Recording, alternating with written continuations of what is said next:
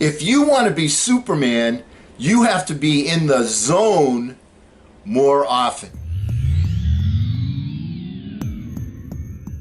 Hello again, everybody. I'm Eli's dad with Project Eli, where we educate, lead, and inspire. And today, we're going to take a careful look on what it looks like to be in the zone, how to get there, what it feels like. So I'd like you to join Eli and me as we discuss being in the zone. So what is being in the zone? We're going to talk about the fascinating psychology of super productivity. And we're getting a lot of help today from a lady named Emily Hill. Being in the zone is delicious, immersive, and kind of trippy. Time collapses. Sound falls away. Suddenly you look up and it's 4 o'clock in the morning. This tunnel vision phenomenon is reported by athletes, creatives, and psychologists alike as a hyper-focused, sometimes spiritual state of mind where anything is possible. It's where we become our most productive, creative, and powerful selves. So how do you get there?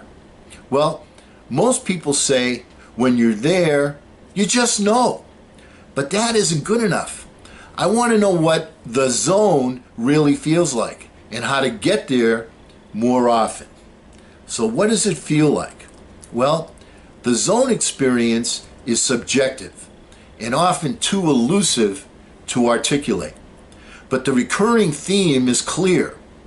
From a runner's high to having a third eye, we feel powerful and purposeful. Athletes and scientists try to translate this feeling with one part is clairvoyance. Now, in his autobiography, Second Wind, Bill Russell of the Boston Celtics writes the following: "It was almost as if we were playing in slow motion. During those spells, I could almost sense how the next play would develop and where the next shot would be taken." Unquote. Now, why is that important, Eli? Because Bill Russell is the greatest winner in sports history. 11 world championships in 13 years, and he was the master on the defensive side of the ball. He was blocking shots everywhere, so if he could sense where the shot was coming from and block it, not only just block it, but block it to a teammate, that was how the Celtics won year after year after year after year. Let's talk a little bit about superpower. Christopher Berglund, world-class endurance triathlete and ultra-runner, writes, and I quote, "I would visualize the jolt of pain entering my body through the soles of my feet was energy coming from the core of the earth. My feet became a conduit that allowed my body to tap into an infinite energy source that propelled me forward like I was plugged into a nuclear reactor." Now, Berglund used that same visualization to break a Guinness World Record by running almost 154 miles on a treadmill in only 24 hours. Let's talk about flow. And this is from psychologist Mihaly Csikszentmihalyi, easy for me to say. And he defines being in the zone as flow, a state of heightened focus and blissful immersion. He had a TED Talk, and in his TED Talk he said, and I quote, "There's this focus that once it becomes intense leads to a sense of ecstasy, a sense of clarity. You know exactly what you want to do from one moment to the other. Sense of time disappears. You forget yourself. You feel part of something larger."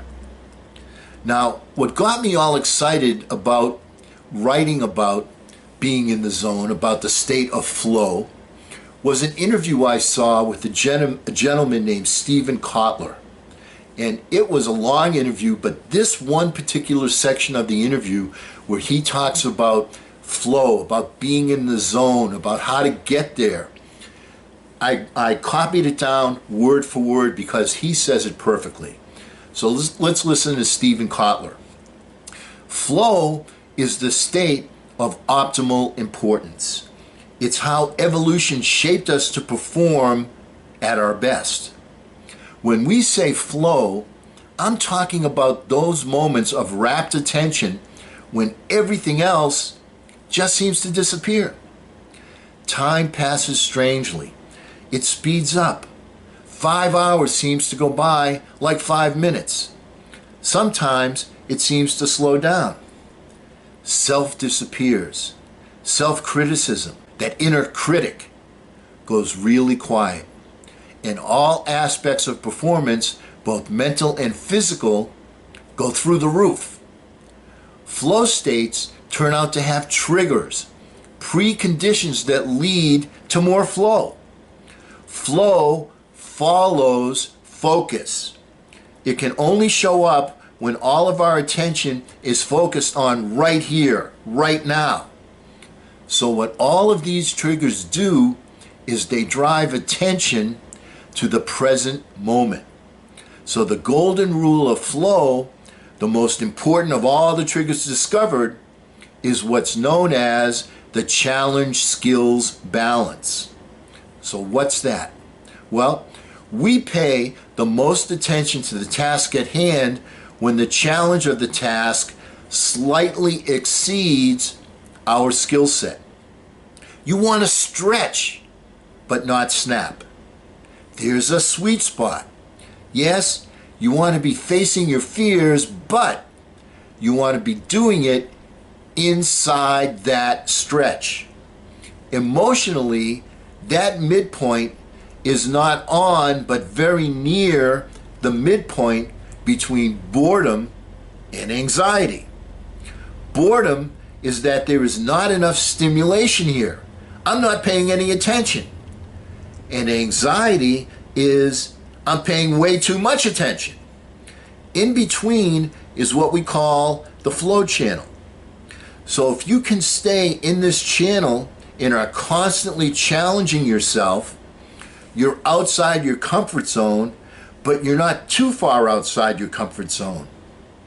Finding the sweet spot can be tricky. You want to set really high, hard goals, big, huge goals, but you must chunk them down. So what you're doing today is just a little outside of your sweet spot. If your goal, as an example, is to write the great American novel, you can't do that today. Now you can write 750 good words of that great American novel. That's a much more chunked down, manageable goal that keeps you inside that challenge skill sweet spot. The sweet spot is that you are uncomfortable, but you can do it. In Eli, we've all been in that, in the zone, in the sweet spot. It's when you get the ball and somebody passes it to you just right and you shoot it and you know it's going in. You just fall back. All right? That's in basketball. But the same thing happens in life. It happens socially. It happens when you're talking to women. All right? So they smile at you. You can just feel it. And it happens in business when you make the right decisions. All right? So you feel that being in the zone, that's really where you want to be. So the point is, you want to stretch yourself. You don't want to be too far out there, but stretch yourself just a little bit beyond your reach.